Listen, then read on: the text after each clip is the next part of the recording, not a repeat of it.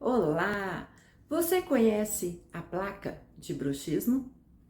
É uma placa ou um dispositivo para ser usado, neste caso, durante a noite, enquanto você dorme.